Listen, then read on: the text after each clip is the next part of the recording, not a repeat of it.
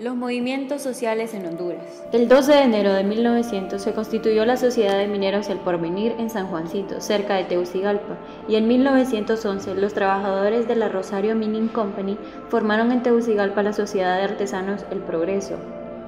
Participación en el primer centenario del Grito de Independencia, San Salvador, 5 de noviembre de 1911. El obrero hondureño Víctor Carías fue electo secretario del Congreso. Huelga de 1916 en las instalaciones de la compañía Cuyamel Fruit Company, en la que se logró movilizar a unos 600 huelguistas por problemas de pagos en monedas extranjeras. En las plantaciones de Vaccaro Brothers Company, ubicada en La Ceiba, los trabajadores fueron a la huelga con el fin de conseguir aumentos salariales. Esto ocurrió en 1920. Durante el periodo de 1920 a 1930, se organizaron varias agrupaciones sindicales de carácter mutual sobre la base artesanal. En 1922, Tegucigalpa fue la sede de la Confederación Obrera Centroamericana y se organizó en la Federación Obrera Hondureña. En 1925 se creó la Liga Sindical del Norte para apoyar a los obreros de las compañías bananeras en las huelgas de 1925. Tuvieron su origen en el ingenio azucarero de La Lima, propiedad de la Cuyamel Fruit Company, en marzo de 1925 y se extendió a varios puntos de la costa norte. Se realizaron varias huelgas en 1930, especialmente localizadas en las instalaciones de la Stand Fruit Company, en La Ceiba. El 3 de enero de 1932, los trabajadores del muelle de tela se declararon en huelga antes de la decisión unilateral de la Tela Railroad Company de rebajar los salarios. El 1 de mayo de 1930, la FO celebró un congreso en la ciudad de Tela, producto de los conflictos internos en la organización. Se constituyó la Federación Sindical Hondureña. Durante la administración del presidente Vicente Mejía Colindres, 1929-1932, se presentó en el Congreso un proyecto de Código de Trabajo que reconocía a los trabajadores, entre otras cosas, el derecho a la organización en sociedades para la defensa de sus intereses y el derecho a la huelga. El proyecto fue rechazado por el Poder Legislativo. Durante el régimen del presidente Tiburcio Carías, 1933-1948, el movimiento obrero perdió toda forma de manifestación debido a la política represiva del gobierno. El ascenso del presidente Juan Manuel Gálvez, 1949-1954, con una política modernizadora, de apertura y desarrollista, promovió la creación de la Dirección de Trabajo y Prevención Social e Inspectorías de Trabajo. Los trabajadores de las compañías bananeras reiniciaron su labor organizativa. Feminismo y género. La primera organización de mujeres fue la Sociedad Cultural Femenina, fundada el 24 de octubre de 1923. Sus objetivos eran promover la educación de adultos, desarrollar hábitos de higiene y actividades culturales. En 1934 surgió un movimiento de mujeres en favor de la igualdad de derechos políticos entre hombre y mujer. En julio de 1944, un movimiento de mujeres lanzó a pedir la renuncia del presidente.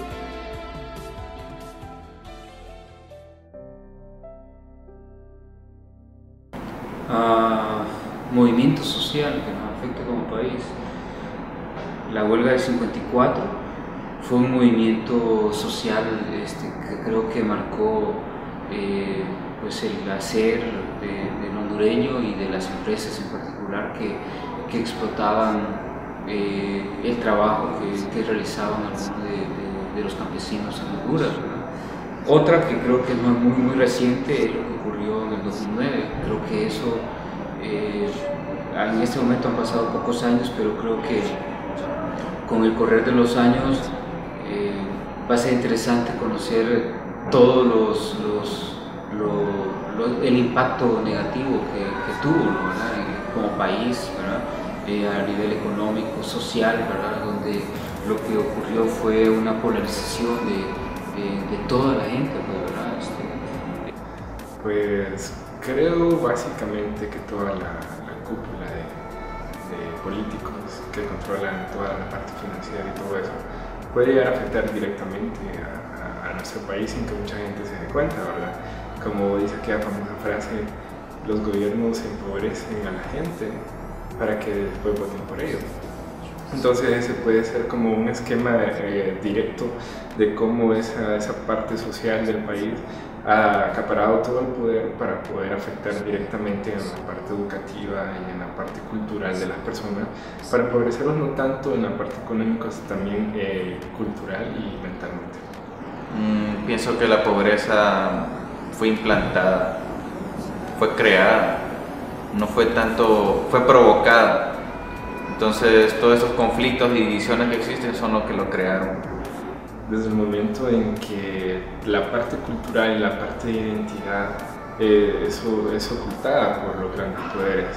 Si te fijas en el país no es muy desarrollada esa parte cultural porque impide que la gente piense. Al la gente no pensar, ellos se adaptan a todo un molde socioeconómico que se ha implantado en el país y por eso la gente deja de pensar. También influye la parte de los medios masivos, cómo afecta a las personas que no piensen, que no tengan ideas. Si por lo menos la gente se detuviera un momento y comenzaran a pensar, se darían cuenta de tantas ideas que tienen en mente que podrían aplicarlas, pero la gente ya no tiene esa oportunidad de ir y sentarse un poco para pensar, sino que está rodeada de tanta bulla de que se sienten tan pequeños y eso viene y afecta tanto en la pobreza mental y esa pobreza mental impide que un ser humano venga y se desarrolle y al no desarrollarse entonces ellos pierden en la parte económica y pierden en todo, adaptándose a todo el molde socioeconómico que los grandes poderes han implementado en el país. La conquista trajo consigo la pobreza, o sea, desde el momento que vinieron los españoles, pienso que Honduras en aquel momento, ¿verdad? Un país conquistado, una población conquistada por los españoles, que su visión y sus motivos de venir a esas tierras no eran el desarrollo ni desarrollo de cultura, sino más bien la explotación de país, ¿verdad? Se llevaron lo que había, ¿verdad? Los tesoros, implantaron su cultura, implantaron su religión, implantaron muchas cosas que de alguna manera lo que fueron fue someter, ¿verdad? A los pueblos indígenas, ¿verdad? que habitaban este país. Luego el hecho de la diferencia de clases, ¿verdad? Que era común en ese entonces, ¿verdad? Pienso que marcó enormemente la situación de los pobres. Está difícil, ¿verdad? Como dicen, así como ya está medio trillado, ¿verdad? Hay que empezar por uno mismo, ¿verdad? Pero sí, yo creo que eso es lo que hay que hacer. Creo que la parte de identidad y cultura es bien importante y no solo en la parte de la clase media, alta, sino también comenzar con la parte de los pobres. Si comenzamos a cambiar la mentalidad de las masas de los pobres, creo que ellos ya no van a pensar tanto en solo ser delincuentes o cuestiones así. Si te fijas, toda la música que nos rodea y la parte de televisión solo influye en cuestiones de antivalores, que la gente viene y comienza a desarrollar en ellos mismos. Por ejemplo, vi unas casas totalmente pobres allá por una zona de la ciudad y todos tenían una antena parabólica de Claro y casas totalmente pobres. Entonces, ellos pueden vivir en una pobreza, sí, pero la parte de la televisión y la parte del cable no les hace falta. Yo iniciaría cambiando la política y la manera como hacer política en este país.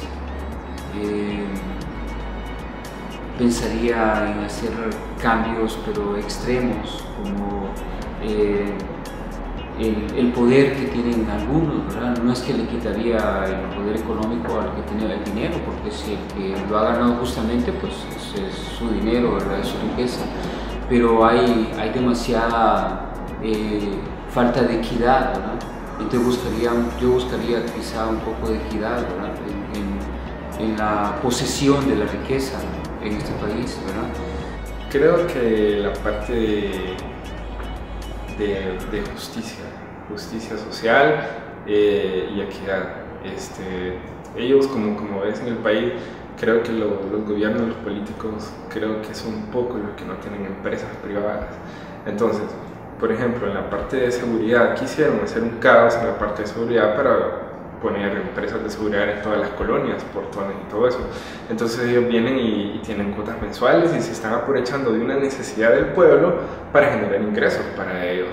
Entonces, creo que la parte de justicia social es bien importante, la parte de pensar no solamente en ello, porque las soluciones que plantean ellos para el pueblo son para beneficio de ellos, y ellos quedan como superhéroes y no es así, todos van a una máscara.